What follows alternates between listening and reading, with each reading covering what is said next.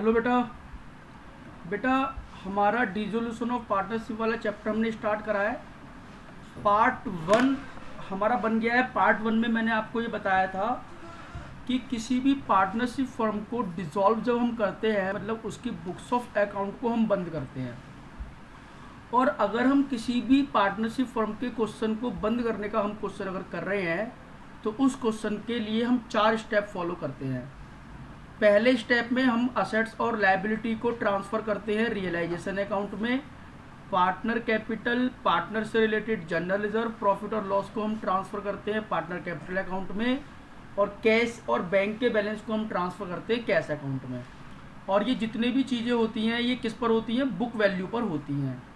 अगर पार्टनर का profit sharing ratio ना गिवन हो क्वेश्चन में, तो हम इक्वल मान लेते हैं। ठीक। सेकंड स्टेप में मैंने बताया था कि असेट्स को और लायबिलिटी को पेड किया जाता है। तो पहले असेट्स को देखते हैं कैश में, या फिर असेट्स को कोई पार्टनर टेक ओवर करेगा। अगर कैश में बिकेगी तो cash account debit to realisation, अगर पार्टनर ले लेगा तो partner capital account debit to realisation. Sir, realisation क्यों क्रेडिट करते हैं, असेट्स क्यों नहीं क्रेडिट करते? क्योंकि सारी असेट्स के बैलेंस हम रियलाइजेशन अकाउंट में ही ट्रांसफ़र कर देते हैं। इसके बाद पेमेंट की एंट्री करते हैं। तो पेमेंट अगर हम नकद कर रहे हैं तो realisation account debit to cash. मान लो क्रेडिटर्स को कर रहे हैं तो रियलाइजेशन अकाउंट डेबिट होगा। सर, क्रेडिटर्स क्यों नहीं होगा? क्योंकि क्रेडिटर्स का बैलेंस भी हमने रियलाइजेशन अकाउंट में ही ट्रांसफ़र कर दिया होता है। इसीलिए हम जब सेकंड स्टेप करते हैं तो किसी भी असेट्स और लायबिलिटी को ना तो डेबिट करते हैं ना क्रेडिट करते हैं, उसकी जगह हम रियलाइजेशन अकाउंट को ही डेबिट और क्रेडिट करते हैं। अच्छा, लायबिलिटी अगर किसी पार्टनर ने पे करी है तो realisation account debit to partner capital. ठीक। इसमें कुछ नोट लिखे हुए हैं कि अगर किसी असेट्स को बेचने की बात ना कही जाए तो हम मान के चलेंगे नील रियलाइजेशन है, यानी कि वो असेट्स नहीं बिकी। लेकिन अगर किसी पेमेंट लायबिलिटी की पेमेंट के लिए क्वेश्चन साइलेंट है तो हम उसकी फुल पेमेंट करेंगे। अब ये सब कैसे होता है हम समझेंगे इन बातों को। इसके बाद रियलाइजेशन के खर्चों की पेमेंट बनती है रियलाइजेशन अकाउंट डेबिट। अगर नकद में दिए हैं तो टू कैश, पार्टनर कैपिटल के थ्रू गए हैं यानी कि पार्टनर पे करेगा तो पार्टनर का कैपिटल अकाउंट क्रेडिट होगा। इसके बाद हम पैकअप ऑफ अकाउंट करते हैं। पहले रियलाइजेशन अकाउंट बंद करते हैं, उसके प्रॉफिट और लॉस को हम ट्रांसफ़र करते हैं कैपिटल अकाउंट में। फिर कैपिटल अकाउंट बंद करते हैं, उसके बैलेंस को हम ट्रांसफ़र करते हैं कैश अकाउंट में, और कैश अकाउंट हमारा ऑटोमेटिकली टैली कर जाता है। ठीक है, तो आज हम क्वेश्चन करते हैं आपके साथ में एक। देखो जरा, मैं कौन सा क्वेश्चन करूंगा आपके साथ बेटा? मैं करूंगा आपके साथ क्वेश्चन नंबर 29।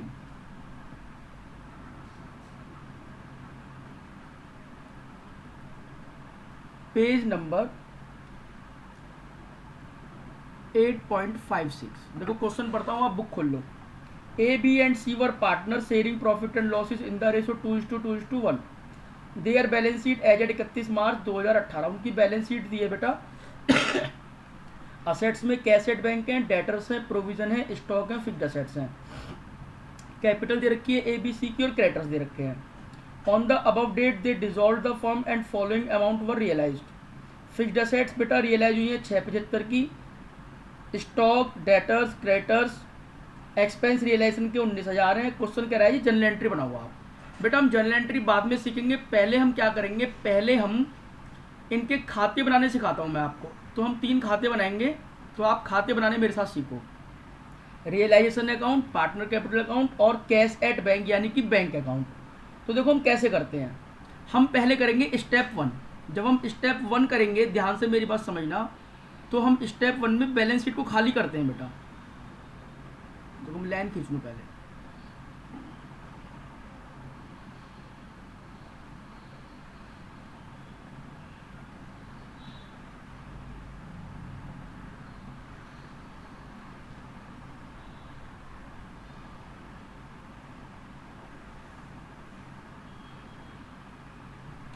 इसके बाद हम बनाएंगे पार्टनर का capital account.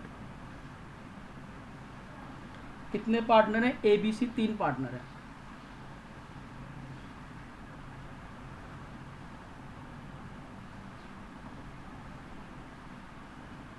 A B C.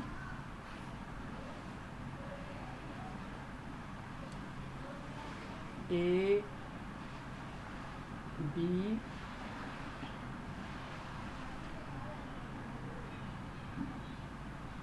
और सी,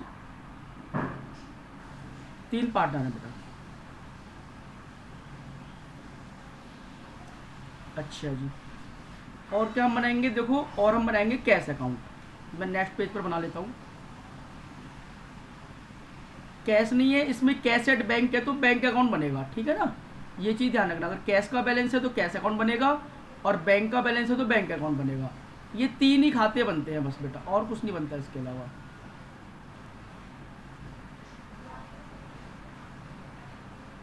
तो ये हमने पहले लाइन खींचनी। देखो मैं यहाँ लिख देता हूँ बैंक अकाउंट, रुपी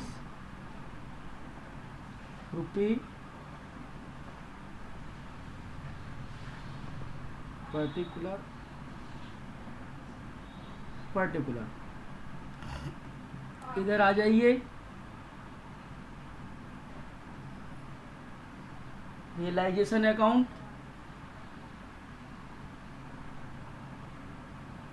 रुपए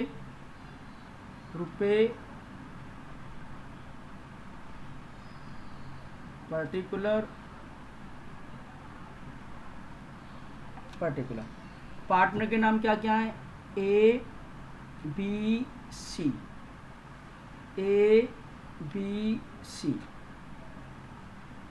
यहाँ पर लिखेंगे क्या, पार्टनर कैपिटल अकाउंट। मैंने बताया बेटा हम क्वेश्चन को 4 स्टेप में करते हैं। देखो पहला स्टेप मैं आपको बताता हूँ। पहले स्टेप में हम जो नीचे इन्फॉर्मेशन लिखी है उसको नहीं देखेंगे, हम केवल बैलेंस शीट खाली करेंगे। देखो बैलेंस शीट हम कैसे खाली करेंगे, जो असेट्स वाली चीज़ जो होती है वो डेबिट साइड होती है हमारी, और लाइबिलिटी वाली साइड जो होती है वो क्रेडिट साइड होती है। तो डेबिट साइड यानी कि असेट्स को हम डेबिट साइड में ही ट्रांसफर करेंगे। देखो जरा, सबसे पहले कैश एट बैंक दे रखा है तो उसको मैं यहाँ पर लिखूंगा टू बैलेंस BD। बेटा हम कैश के बैलेंस को किसी भी अकाउंट में ट्रांसफर नहीं कर रहे हैं, हम बैंक के बैलेंस को बैंक अकाउंट में लिख रहे हैं, तो हम लिखेंगे to balance BD।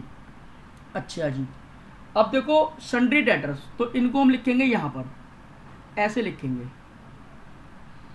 To sundry assets, एक हेडिंग बना देंगे और उसके अंडर में लिखेंगे फिर डेटर्स, स्टॉक और फिक्स्ड असेट्स, ये 3 लिखेंगे। डेटर्स कितने के हैं बेटा, 1,95,000 के। स्टॉक कितने का है हमारे पास, 3 लाख रुपए का। और फिक्स्ड असेट्स कितने की हैं, 7,10,000 की। सर प्रोविजन नहीं लिखी आपने इसमें, बेटा प्रोविजन को इधर लिखेंगे, उसका जो बैलेंस होता है वो क्रेडिट होता है, तो प्रोविजन को यहां लिखेंगे, बाई प्रोविजन फॉर डाउटफुल डेब्ट। कितने रुपए की है बेटा, 5,000 रुपए की। ठीक, अच्छा इधर का टोटल लगा दो, 1,95,000, 3 लाख, 7,10,000, तो ये बैठ रहा है बेटा 12,05,000 रुपये।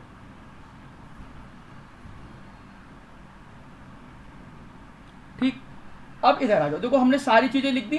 कैश के बैलेंस को हमने बैंक अकाउंट में लिख दिया, बैंक के बैलेंस को, असेट्स को हमने रियलाइजेशन अकाउंट में ट्रांसफर करा है। तो जैसे ही हमने ये ट्रांसफर करी ना असेट्स, तो समझ लो ये अकाउंट आपके पास से खत्म हो गए। और प्रोविजन के बैलेंस को भी हमने रियलाइजेशन में ट्रांसफर कर दिया। सर प्रोविजन को यहाँ क्यों लिखा है, देखो जो भी डेटर्स है, जैसे ये डेटर्स हैं, तो कोई भी असेट्स है उसकी कोई प्रोविजन या फिर कोई अगर रिजर्व है तो उसको हम रियलाइजेशन अकाउंट में लिखेंगे उसके सामने। अब आप इधर आ जाओ, देखो ABC की कैपिटल दे रखी है, उसको यहाँ लिखेंगे। क्रेडिट बैलेंस बेटा क्रेडिट साइड में लिखे जाएंगे, बाई बैलेंस BD। ए का बैलेंस है 7,50,000, बी का बैलेंस है 3 लाख और सी का बैलेंस है 2.5 लाख। अब आप देखो क्रेडिटर्स को हम यहां लिखेंगे बेटा लायबिलिटी रियलाइजेशन अकाउंट में,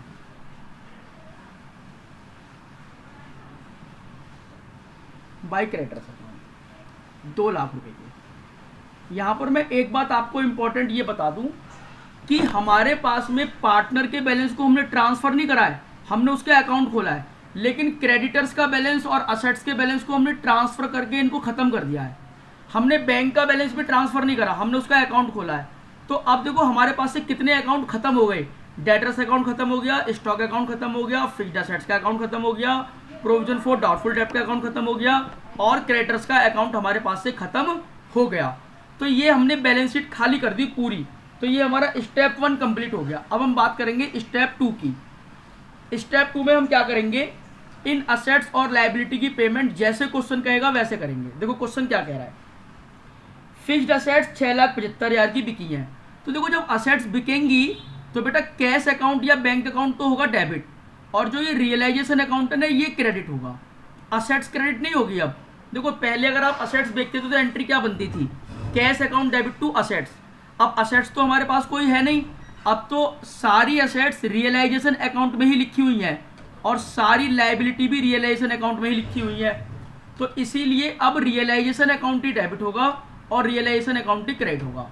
तो देखो मैं इनको नगद देख रहा हूँ, बाई इधर लिखेंगे हम बाई बैंक अकाउंट। देखो फिक्स्ड असेट्स बिकी हैं हमारे पास में कितने रुपए की, 6,75,000 रुपए की। हमारे पास में स्टॉक बिका है कितने रुपए का, 3,39,000 रुपए का। हमारे पास में डेटर्स रियलाइज हुए हैं कितने रुपए के, 1,35,000 रुपए के। तो कुल हमारे पास से कितना रियलाइजेशन हुआ, 6,75,000, 3,39,000, 1,35,000, 11,49,000 रुपये, 11,49,000। क्रेडिटर्स को हमने 1,85,000 रुपये पूरा अमाउंट फुल सेटलमेंट में, देखो जबकि हैं कितने के, 2 लाख के। तो जितने रुपए पे करें बेटा आपको उतने लिखने हैं, आपको ज़्यादा फालतू की बात लिखनी ही नहीं है। आपको कहा गया कितने पे करे भैया, इतने पे करे। असेट्स कितने में बिकी साहब, इतने की बिकी, तो आपको केवल उतनी बात लिखनी है। तो देखो मैं इसको वहीं लिख देता हूँ क्योंकि और कोई लायबिलिटी हमारे पास नहीं है। ब्रैकेट में लिख दो क्रेडिटर्स, कितने रुपए के, 1,85,000 रुपए के। देखो हमने क्वेश्चन ने हमसे जैसे कहा हमने वैसे एसेट्स बेच दी, एक लायबिलिटी थी उसकी हमने पेमेंट कर दी। तो यहाँ पर अब सेकंड स्टेप में करने के लिए कुछ नहीं बचा। सेकंड स्टेप केवल इतना होता है, सारी एसेट्स को पेमेंट कर दो, सारी एसेट्स को बेच दो जिन जिन को क्वेश्चन जैसे जैसे कहे, और लायबिलिटी को सबको पेमेंट कर दो चाहे क्वेश्चन कहे या ना कहे। समझ में आ रही मेरी बात। तो जैसे लायबिलिटी देखो, प्रोविजन फॉर डाउटफुल डेब्ट की पेमेंट नहीं करेंगे बेटा, ये लायबिलिटी नहीं है, ये एक प्रोविजन है, इसको हमने यहाँ पर डाल के खत्म कर देते हैं बस, ठीक है ना। अब हम करेंगे स्टेप 3।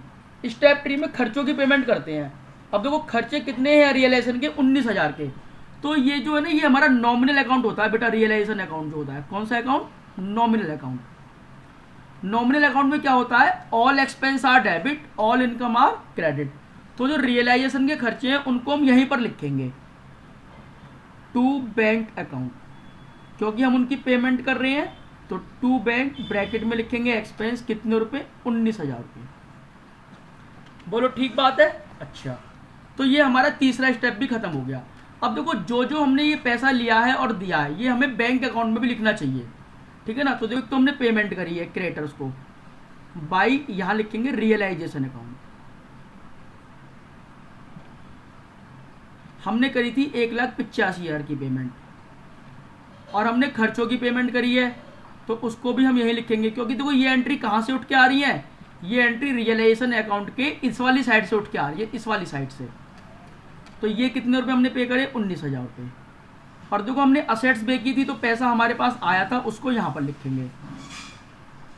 ये मुझे तभी लिखने चाहिए थे, कोई बात नहीं मैंने अब लिख दिए। तो देखो असेट्स कितने की बिकी थी हमारी, 11,49,000 की। तो मैं उसको यहाँ पर लिख, बेटा डबल एंट्री करनी होती है हमको, तो हमने डबल एंट्री कर दी। अब हमारा 2 भी खत्म हो गया, 3 भी खत्म हो गया। अब फोर्थ स्टेप में हम क्या करेंगे, सबसे पहले हम रियलाइजेशन अकाउंट को बंद करेंगे। देखो जरा कैसे बंद करेंगे, मैं एक लाइन और ले लूँ, यहाँ पर लाइन कम रह गई थोड़ी सी।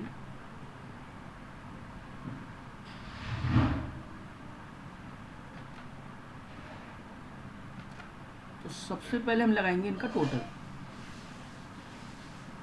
अब देखना है कि टोटल किधर का ज़्यादा बैठ रहा है। देखो जरा, टोटल 1149 इधर का ही ज़्यादा बैठेगा मेरे ख्याल से। तो क्रेडिट साइड का 11,49,000, 2 लाख और 5,000, 13,54,000। चलो मैं यहाँ लिख लेता हूँ फिलहाल के लिए। क्रेडिट का बैठ रहा है 13,54,000 और डेबिट का बैठेगा 12,05,000 प्लस 1,85,000 प्लस 19,000, 14,09,000। तो बेटा डेबिट साइड का ज़्यादा है।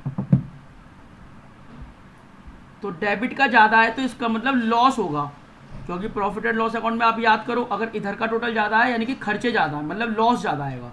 तो यहाँ लिखेंगे हम by loss on realisation transfer to. देखो यहाँ थोड़ी लाइन कम रह गई है मेरी, थोड़ा स्पेस कम रह गया। इनको तीनों को लिखेंगे हम बांट के यहाँ पर, ए को, बी को और सी को। तो यहाँ लिखेंगे ए कैपिटल, बी कैपिटल और सी कैपिटल। तो ये 14,09,000 को बेटा हम किस रेशो में बांटेंगे? नहीं सॉरी, 14,09,000 को नहीं बांटेंगे, ये माइनस करना पड़ेगा, माइनस 13,54,000 54। तो ये 55,000 रुपये का लॉस आएगा बेटा हमारा, 55,000 का। तो इस 55,000 को हमें बांटना पड़ेगा। 55,000 को हम बांटेंगे इनका रेशो है 2:1 का। तो 55,000 को हम 2:1 के रेशो में बांटेंगे,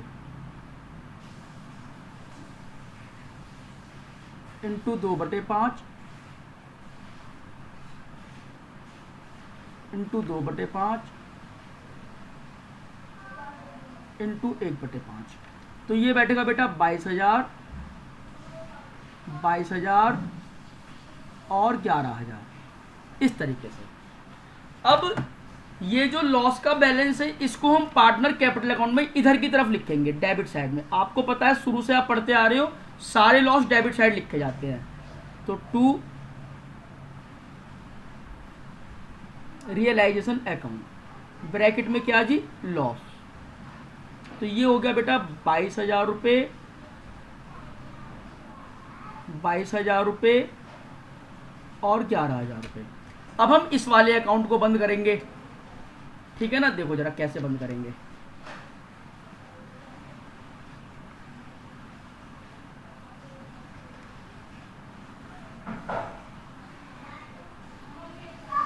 इसका टोटल हम लगाएंगे तो ये ज़्यादा बैठेगा इधर, 7,50,000, 3 लाख और 2,50,000।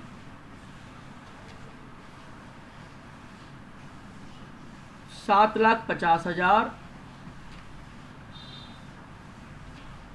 3 लाख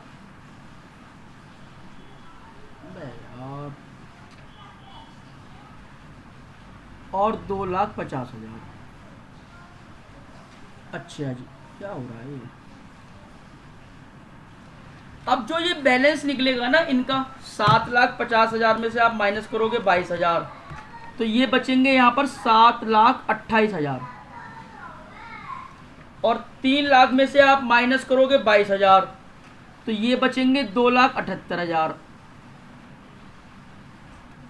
और 2,50,000 में से आप माइनस करोगे 11,000, तो ये बचेंगे 2,39,000। आप यहाँ लिखोगे इसको टू बैंक अकाउंट, यानी कि इसको बैलेंस शीट ही नहीं लिखेंगे बेटा, क्योंकि हम खाते बंद कर रहे हैं। तो हम इस बैलेंस को बैंक अकाउंट में ट्रांसफर कर देंगे। तो ये डेबिट साइड से उठ के कहाँ चला जाएगा, क्रेडिट साइड में। तो हम वहाँ लिखेंगे, देखो जरा, बाई एच कैपिटल बाई बीज कैपिटल बाई सीज कैपिटल। कितने कितने रुपए हैं जी, 7,28, 2,78, 2,39, 7,28,000, 2,78,000, 278 और 2,39,000। अब बेटा इसका आप टोटल लगाओगे ना तो ये आपका इक्वल बैठ जाएगा, टैली कर जाएगा ये आपका। तो ये यहाँ पर हम इसको बंद कर देंगे इस तरीके से, ये इक्वल बैठ जाएगा हमारा। देखो जरा, 3,11,49,000 ये हो गया 14,49,000, और इधर का लगाओ 1,85,000, 19,000, 7,28,000, 2,78,000, 2,39,000, 14,49,000। तो इस तरह से हमारा ये क्वेश्चन कंप्लीट हो गया। सर इसमें जर्नल एंट्री बनवाई थी, बेटा जर्नल एंट्री हम नेक्स्ट पार्ट में सीखेंगे कैसे बनती हैं, ठीक है ना। तो यहाँ पर हमने पहले रियलाइजेशन अकाउंट बनाया, स्टेप 1 में हमने पहले बैलेंस शीट खाली करी, फिर स्टेप 2 में हमने एसेट्स और लायबिलिटी की पेमेंट करी, थर्ड स्टेप में खर्चों की पेमेंट करी, और फोर्थ स्टेप में हमने खातों को बंद करा। अगर समझ में ना आए तो इसको दोबारा समझना, और अगर कोई क्वेरी हो आपकी तो मेरे से जरूर डिस्कस कर लेना, क्योंकि ये चैप्टर अपने आप में इंपॉर्टेंट चैप्टर है, 6 से 8 नंबर का ही एग्जाम में पूछा जाता है। ओके बेटा, इस वीडियो को मैं यहीं पर रोकता हूँ, बाय।